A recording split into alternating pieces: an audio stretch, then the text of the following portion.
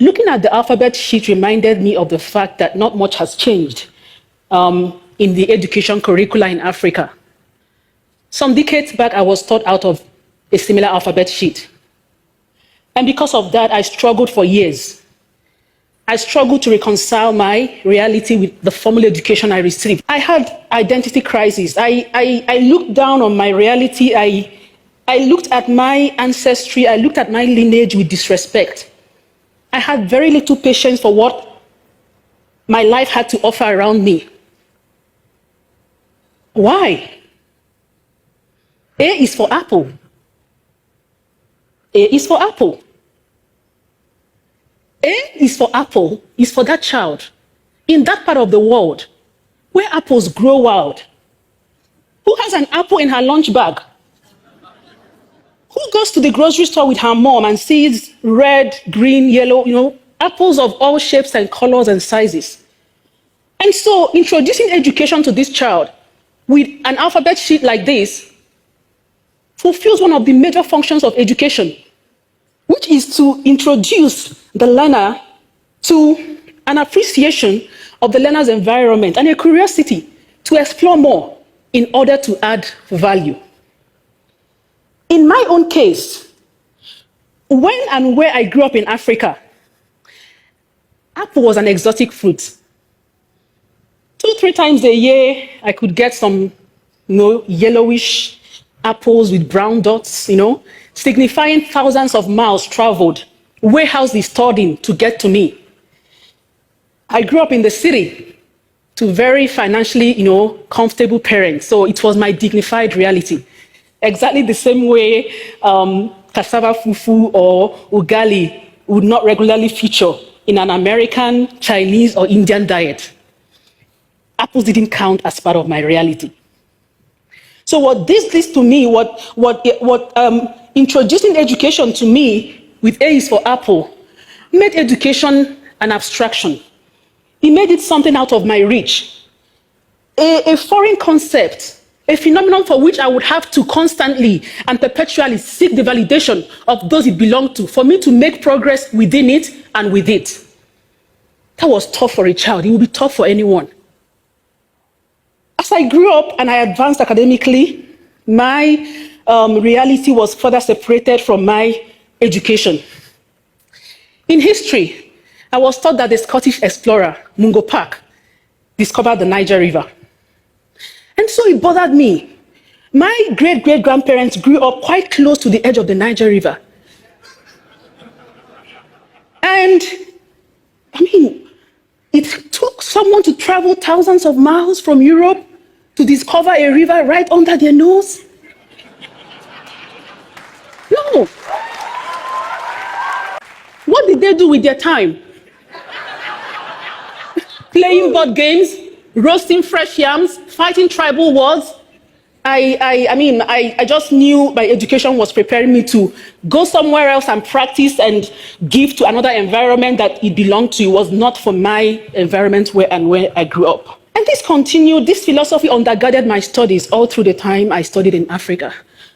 It took a lot of experiences and some studies for me to begin to have a change of mindset. And I will share a couple of the remarkable ones with us.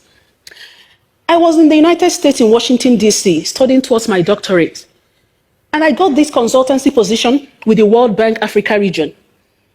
And so I remember one day, my boss, we were having a conversation about, on some project. And he mentioned a particular World Bank project, a large-scale irrigation project that cost millions of dollars in Niger Republic that was faltering sustainably. He said this project wasn't so sustainable, and he bothered those that instituted the whole package. But then he mentioned a particular project, a particular traditional irrigation method that was hugely successful in the same Niger Republic where the World Bank project was failing. And that got me thinking. And so I did further research, and I found out about TASA. TASA is a traditional irrigation method where 20 to 30 centimeter wide and 20 to 30 centimeter deep holes are dug across a field to be cultivated. And then a small dam is constructed around the field. And then crops are planted across the surface area. What happens is that when rain falls, the holes are able to store the water and appropriate it to the extent that the plant needs, the water. The plant can only assimilate as much water as needed until harvest time. Niger is 75% scorched desert. So this is something that is a life or death situation, and it's been used for centuries. In an experiment that was conducted, a plot of land, two similar plots of land were used in the experiment, and one plot of land did not have the Tassa technique on it, similar plots. The other one had Tassa technique constructed on it. Then similar grains of millet also were planted on both plots. During harvest time, the plot of land without Tassa technique yielded 11 kilograms of millet per hectare.